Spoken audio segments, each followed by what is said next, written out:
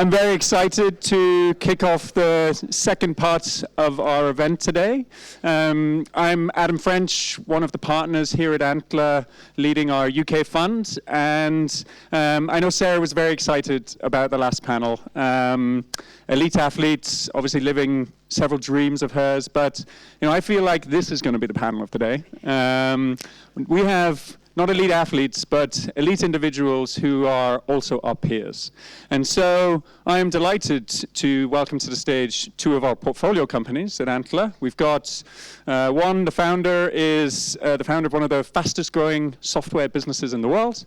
The other, the founder is one of Germany's fastest growing AI companies. And alongside them, we also have one of the most influential voices and investors within the European ecosystem. And so please help me to welcome to the stage Anton from Lovable.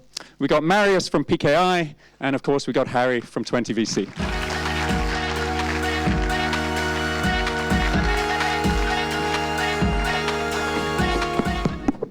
So welcome, gentlemen. Thank you so much for being here. Maybe also worth saying that Harry is also an investor in both Peec AI and Lovable. But Anton, let's start with you. So right now you're running one of the hottest startups in the world. And today we're talking about this outlier mindset. So paint us a picture. What does a day in the life of Anton look like? Sure, yeah, let me first just say, great to be here, and it's fun. Every second time I'm on a stage, this guy is also there. so you're on a lot of stages these days, too. You too. You can have so much fun with this question, by the way. Come on, day in the life of Anton, you get up at 4 a.m., you do your journaling, yes. Then you go to the ice bath. Yes. Yeah. I meditate also. Yeah. I'm also there, obviously. I love ice bathing. Yeah, we do. Fuck, that was cold. And then I do my sauna. And then I'm still in. Actually, I live in a co-living place, like a hacker house. And is this the truth now? This is the truth. Yes. Is that all the truth as well before? Yeah. So this was in the new. I was like, no, don't bring the news. Break it is this Swedish startup outlet. They came to that hacker house, and I was like, no, don't do this. But I wasn't there, so then the headline is like, this billionaire lives with 12 other people, and that's really nice. One of them is my wife. Is that what your wife says? Yeah, she brought me into this house. So yeah, I wanted her to move into with me, but she wanted me to move into this crazy hacker house. Anyways. That's before work. I also live with I hired one of the guys living there. He's like me, physics background nerd, and we can always bike to work, talking about work, bike home from work, talking about work. And then at work, I'm overloaded by Slack, and I never answer my WhatsApp. I'm sorry about that. And then I talk to the most senior people in the team, make sure they're empowered to be successful. And then oftentimes I run into a room and say, like, why is this thing not more lovable in the product? And I think just focusing on making the product really good, understanding how users are using it, how it can become even better, is the most important thing of the company. So I still spend a lot of time on that. And then I work hard, so I oftentimes come home super late. Yeah, I'm sure of it. But when you think about a year ago, is much changed in that period of time? Like how you think about what you're spending your time on?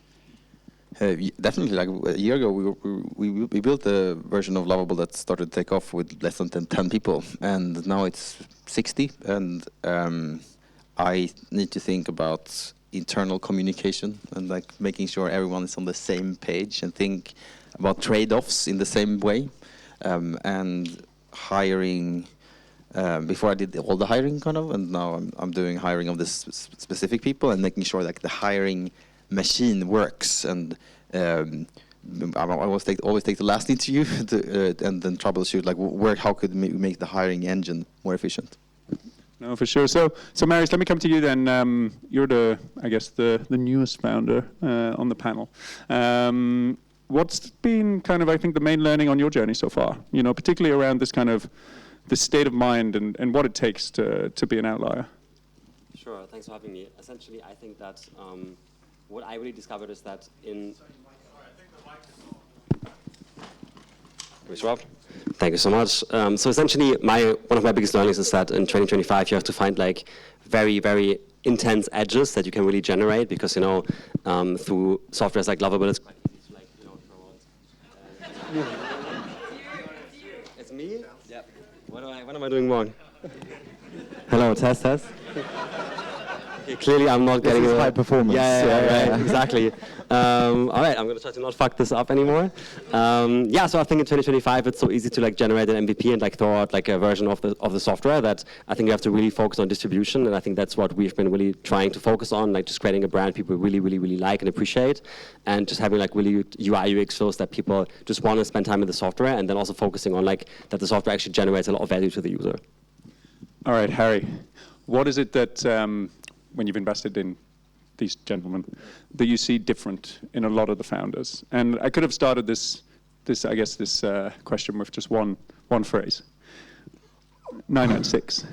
But I would love to hear. We're going to 996 now. Yeah, let's do it now. Oh right. Okay. But I guess one thing I would be interested. By the way, in there was this like schedule of questions, guys, and it was like Marius, Anton, and then 996, and I'm like, I wonder who gets that one. But actually, I want to ask the opposite question. Like, what's the least amount of effort you've seen a successful founder put in? I have a very specific answer that will lose me a great relationship, because they legitimately built like a multi-billion-dollar company in the UK. But what was it about that person that was able to do that by not? Well, it became a multi-billion-dollar company when they left. So that everyone in my DMs being like, "Oh, you can have the balance." Well, no, I really like it. It's so funny because like whenever I post anything about 996, I just get this like barrage of hatred. I mean, really, it's very inspiring to see such a response and such enthusiasm from LinkedIn. But what people forget with that is I also get 10 founders who are like, absolutely, my whole team shared this. This is exactly how I feel. And I think we love to think about the macro in Europe, which is like, oh, we don't work hard enough. We all just sit and have espressos. We just have tube strikes. And it's like, yeah, I agree. That's the macro. But the micro is these two. And the micro, also bluntly, is where venture makes its money, which is very few outliers who build generational defining companies. I don't care that people have the perception that they do of Europe, honestly, in that way. As long as we keep having unbelievable founders like Anton and Marius building, that's all that matters. And so for every 1,000 people in my DMs, which it fucking is, you're a dick, I'm like, oh, thank you so much, so kind. There's like 5 that are amazing, and that's all you need. I think people forget that. Yeah, and ultimately, that's who you're talking to. Right? Yeah. Right, so, and actually, I think founders are nervous to do the 996. I don't want to scare people away. I don't want to seem like, we're non-inclusive. It's like, no. You should let people self-select into that culture. There comes a time when you're scaling when you need real leverage and you need real wisdom, and that comes from experience and great operators. And then you will have to neutralize your messaging a bit, and you have to change it for them, and there's specific cases for that. But let people self-select into that culture. Palantir and Anduril are 2 unbelievable companies, and they're unbelievable because they're cults, and they establish that cult-like mentality from day one. Let people self-select into your cult. That's the most important thing. Yeah, we have obviously Magnus earlier, and when Magnus gives a talk to our founders in the UK, he always talks about the concept of front-loading. It's like you're starting a business, call your friends, call your families, and say they're not going to hear from you for like a year because you're going to be working day and night on your business, and then at some point that balance can come back. And I struggle to find any other way to kind of get a business off. I just hired my family. No, seriously, I did. I hired my family. If you think about life as like, you've got family, you've got friends, you've got work, and you've got exercise. It's like 4 hobs in a kitchen, right? And you can only ever have 2 hobs on at the same time without it blowing up. Like, my best friends are my business partners and my founders, and then I hired my family. Great. They're all in the office. So I work and I gym. And I guess your desk. I think I crush life. And I guess your desk is a treadmill. Exactly. Yeah. No, honestly, I do like 4 hours of walking meetings a day. Yeah.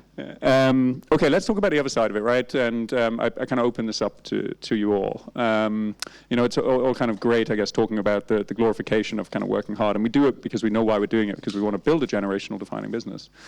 But what about the sacrifice? right? And maybe you can balance it through hiring a family, but maybe let the audience know kind of the flip side of it. What is it that you had to give up to achieve what you've done today, and how do you think about that? I think about it, and I said this before we started, that we're going to see this biggest shift in human history ever through this decade as we get machine intelligence. And that means it's the best time, the biggest return on your time to be building a company or to be working.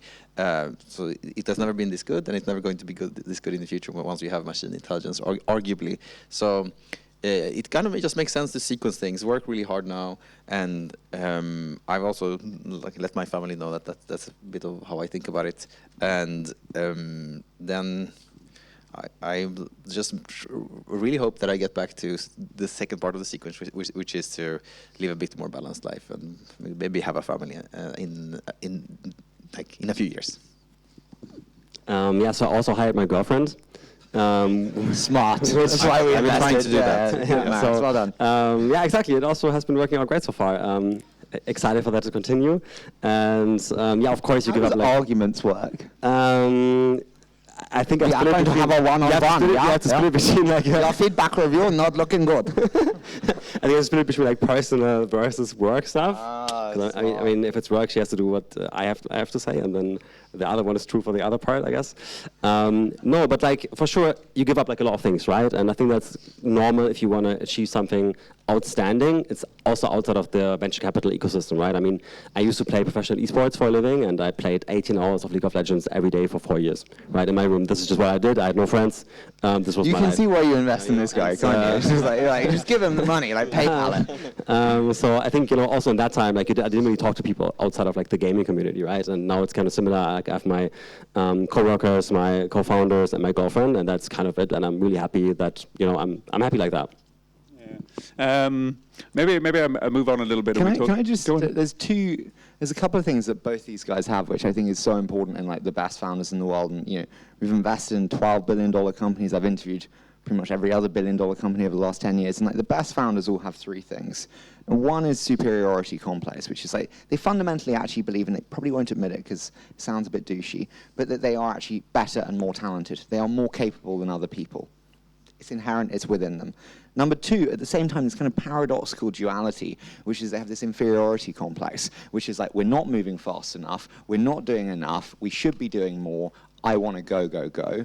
And then thirdly, you kind of add in this insane element of impulse control, the ability to control real emotion and behavior in a way that other people don't, which goes to the sacrifice. The best founders have these three universally, and I think it really is epitomized in these two guys. It was funny, about 20 years ago, I was at a talk by Stelios, the EasyJet founder, and he said actually it takes different three things. A great idea, a lot of work ethic, and a really rich father. I think a lot's changed. Maybe nothing's changed. Look, I think that's awesome to hear, right? I think it's the hard truth that no one really wants to talk about. And obviously, you mentioned in Europe we have this macro situation, but in it exists the micro and the outliers. And so I'd love to talk about Europe because it's had an incredible week, right? We had Revolut, we've had Klarna, we've had Mistral, we've had Peec AI, all announcing incredible news with regards to the growth of their businesses, and obviously in the case of Klarna on their IPO. What is it about Europe that either frustrates you and feels as if you can't build the $1 trillion company that you might want to here in Europe? Or what is it that you think is special to Europe that makes us unique and actually enables this micro opportunity? And I open that up to you all. I think sharing the realization that this is the time to do the work of your life, outside of the 5% that really understand that, is something that's making it playing a bit on hard mode in Europe. I think, we're competing for talent that goes to the US or they go to Europe, and if you have to pay much more taxes in Europe, it's a bit trickier. But I also think there's so much untapped talent in Europe, so that it's in many cases it's better if you find your way to navigate being the player in Europe that wins on a global market.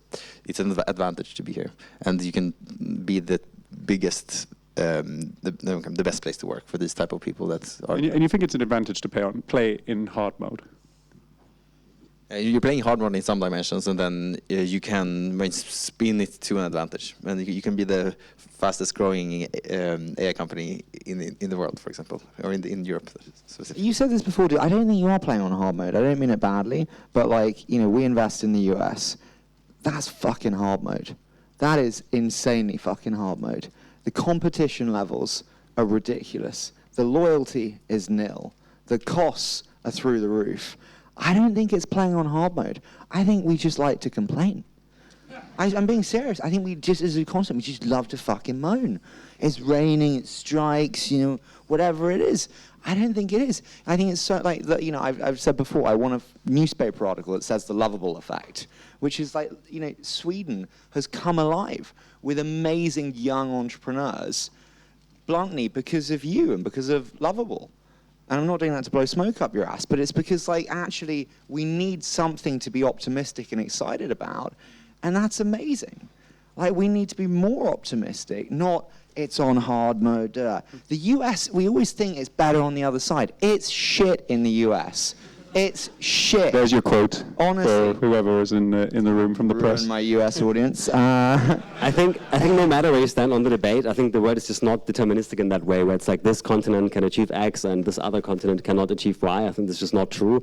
I think you can always, if you put the right people in the room, achieve, you know, almost anything you want.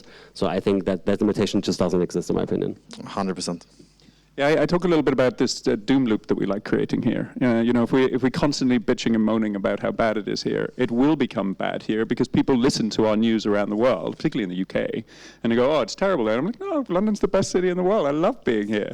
You know, it has a bit of everything, right? And it has the third biggest tech ecosystem in the world outside the US and outside of China. And so there's not many cities that I personally would want to live in. I get to donate a new phone to a cyclist every week. It's wonderful. Yeah, that's the tax my levels of charity have gone through the roof. That's the tax you pay to live in this brilliant city. Awesome. Thanks, Sadiq Khan. You should invest in one of those chains around your neck. That would. These are ridiculous. Like, okay, they'll just take you with them. Or the ones with the rings. You're like, your middle finger will go. My wife was wearing it once, and she didn't break her neck, so it's been tested. It's fine. Oh, that's fine. You were on the bike.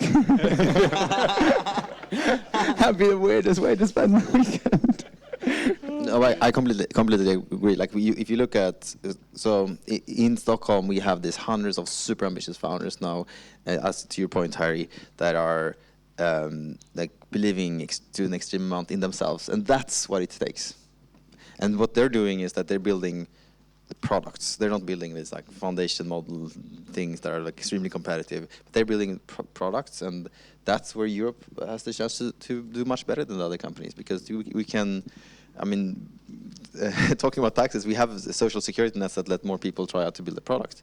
And we ran some stats on the users of Lovable. There's 100,000 new projects being built every day. The largest group are founders. And assuming that those founders who they try to build a SaaS company, a SaaS startup, assuming 1% is successful, we're tracking to build 10,000, to have 10,000 new startups built this year compared to last year. And that's like 60% more. And I think that if we have this type of ambition that I see across them, especially the young founders in Stockholm, across Europe, we're just going to create much better, much more cheap, great products, and that's how we're going to win. And we have this thing called Project Europe, which is like, and they hate me for saying it like this, but it's the easiest way to do it. It's like the Teal Fellowship, but for Europe, funding like incredible young 18 to 25-year-olds. It's like 11,000 applications in like 8 weeks. 11,000. That's a lot of really ambitious, cool young people in Europe. Like Sweden has like 25% of them. That's a lot of really. Well done, Anton. It's a lot of really ambitious young Swedes. Like, we should be excited about that. 100%. I can't agree more. We always talk about like capital being a limited factor in here. Like, do you believe that at all? Like, is it like is? I'm on. Yeah, Anton, have you struggled to raise money? Has it been shit? Yeah. The biggest constraint. No, I don't think so. Yeah. I think in general, like the best companies will always get funded, no matter where they are, if they are in Europe or if they are anywhere else in the world. I think, of course, like, you know, at the margins, there is like a decreasing function where, you know, some company that might get funded in the US doesn't get funded here or whatever. But I think in general, it's not a massive problem, at least to the early stage. I think in growth stage it's different also, like on the IPO stage it's different, right? I mean, you see that companies still continue to IPO, not in Germany or in France or whatever, but they move out. I think that's problematic for the macro environment, but I think early stage is fine. And then, going to the other side of it, the team, right? Because we're talking about outliers, and yet in your teams you have a ton of outliers working for you, I'm sure, right? These are not normal individuals that that could easily get a job working for you guys. How do you find that side of the equation when looking for folks who are as all in as you guys to join your organizations? Like, is the talent pool as deep as in the US with regards to the way that people think about work culture or work ethic? So I think at least for us, it has worked out really, really well. At least in the engineering team, for example, we don't have a single German working for us. So I think, you know, just by chance, the way we found people. So where are they from? Yeah, like anywhere in the world, really. We have like 3 Brazilians that are like crazy hustlers. We have 1 Indian. We have 1 Italian.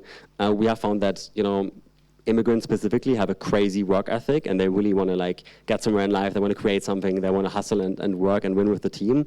And so that's kind of the people we've naturally attracted without like setting out to do this. So I think, you know, if you kind of scout for this profile, if you very aggressively pitch your culture to them, then you definitely, like, as you know, Harry said, self-attract and they self-select into this. So we've at least so far have not really had major troubles, even though it's taken also like a lot of work. But I think hiring always takes a lot of work. It is probably the one policy topic that I get involved in more than I would like to, but getting visas to come to the UK is harder and harder than it's ever been. And you know, we look at who we're backing at Antler in our cohorts, and you're right, this kind of first-generation immigrant work ethic and state of mind is a cohort of future operators and founders that I feel like we're unfortunately going to forgo. The good news is the US are also doing this at the moment as well, so maybe it's to Germany's benefit. I really do think so. I mean, 2 of the people we're hiring now are Indians that couldn't get a visa in the US. So that's why they're there, and we are super happy to have them, you know, so. Yeah. Okay, last topic, I think, looking at the clock, is around AI. Obviously, you guys are both running pretty influential AI companies, if I have to call it that. And, you know, I think that not so long ago, Europe was kind of being criticized for not really taking a lead in this space. But, you know, I think what we've seen with yourselves and others, including Mistral, that this is changing. Do you think Europe brings something special to the table in the AI race, or is it just we're finally catching up and showing that there are these outliers within our ecosystem? Or is there something here that we have which is fundamentally different to the US and others?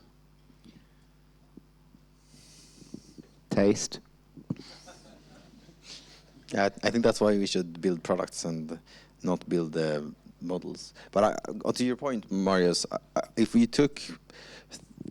actually took the 1,000 super ambitious, knowledgeable, like smart engineers here in London, and you put them to work on a new foundation model, you would, if you get the right people and they work like, super hard, you would get the best foundation model lab in the world.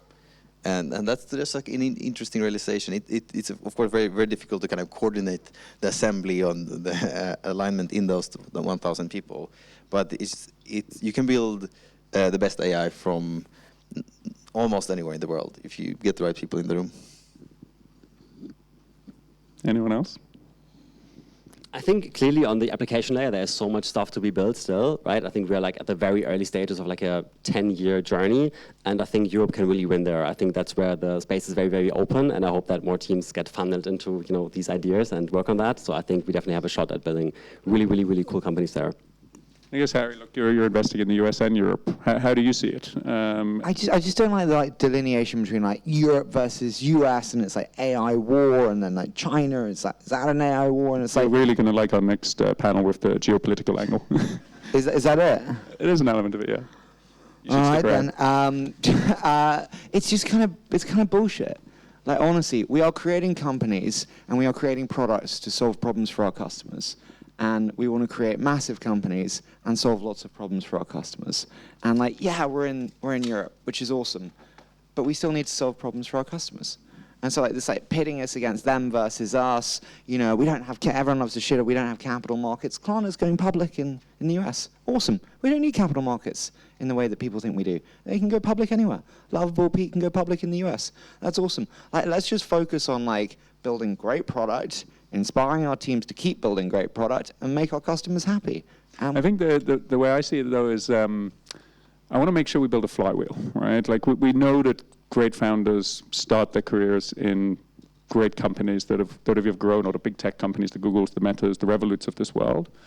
And if we don't invest enough, or if we don't create this flywheel effect, then we don't have the Sweden appearing, right? You know, Sweden is a function of Spotify and Skype and everyone else that came before it, and I'm pretty sure they're the kind of companies that you look to when you were growing up as kind of somewhat influential, potentially, I don't know. But if we don't create this... But that's more of like a policy discussion, not like a AI war race discussion. Like there are things that you can fundamentally do as a government to increase talent flows. Like the number one thing is how do you get the best developers to come to your country and build products and teams there. There are things that we can do to encourage immigration, talent flows. That's a really interesting discussion. Like the pitting of like Europe versus US versus China and AI, you know, fight. I just find it less helpful that people love to do. So what's the potential policy solution in your mind? I think like we need to be much more aggressive on golden visas for super talented people. Like we should be giving them out like fucking candy if they have amazing skills in areas which we deem to be valuable, which I think would be anything kind of STEM related, and absolutely be putting up a flag. I would be lowering capital gains tax 100%. I'd be giving massive entrepreneurial reliefs to start businesses in the UK. I'd be increasing angel investors at SEIS and EIS. I think there's a lot that we can do that we haven't done to make Europe, and specifically the UK, bluntly, a great place to build businesses. And I think we're doing all of the opposite now. I mean, it's like the government have read the like how-to book and gone, let's do the complete opposite. I mean, seriously. It's because no one in cabinets run a business. Yeah. I'll get on a pedestal. You've got so many quotes now. It's great. Maybe, okay, I know we're running out of time. I think I've got one more question in my head, which is, there's a lot of people in the audience that obviously have come to see this panel and, you know, to see leaders within the AI industry. And so I'd love to hear from the panelists, you know, paint a picture for us about where the future is going in the short term, right? I think that the AI that people are using today they have no idea what's coming. So it'd be great to help us to understand in the next 12, 24 months, how far away are we from what we see today? What do you think is going to be the step change of what we're going to be using in a couple of years when it comes to AI? And maybe the answer is nothing. But. I think the biggest change we're going to see is that people get better at understanding how to use AI. And today most companies are doing abysmally on this point. Because already today, if you use the right tools, you can accelerate most of what you're doing by like one order of magnitude. And then what we're going to see is that, and like this is a lot of what we're working on, that software that's like has AI in it are connected to all of the other data sources that you have access to. Like the reason I'm smarter than AI to a larger extent is that I have this huge memory bank in my head, and I know how to access all other information by like asking Harry a question or something random. And AI is going to be able to do that to a much larger extent with just an integration layer, integration ecosystems. And that's going to be like without so much improvements to the intelligence of the AI, it's going to be able to drive completely new outcomes on new levels. Sure, I think that if I look at kind of the interface that people are using now, which is just like a text chat interface, I really think that's not the end state of where this industry will go. So I also don't have a clear answer, but I think that, you know, the interfaces that people will use to interact with AI are going to change a lot still, and I think that there's lots of value creation to be had there. I mean, I do think, like, you know, we always underestimate what happens in the 10-year cycle and overestimate what happens in the 1-year cycle.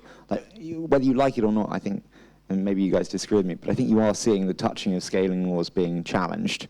You know, GPT-5, when someone starts to talk about efficiency, not performance, it's a bit like the iPhone. It's like, you know, it's speciesism, which is like 90% of the progression happens in the early stages, and then the 10% is kind of the incrementality. And, you know, I think you're starting to see that, especially with GPT-5, and you saw that in Sam's messaging. And so I think it's, to your point, actually, it's a case of how do we intelligently use it, how do we leverage it in the right way to be better and more efficient. But I think in terms of actually the core progression itself, I think we actually will see a plateauing. Yeah, interesting thought. Look, thank you so much, guys. Unfortunately, we're out of time. And so I'd love if the audience wouldn't mind just giving me a hand in saying thanks for joining us today.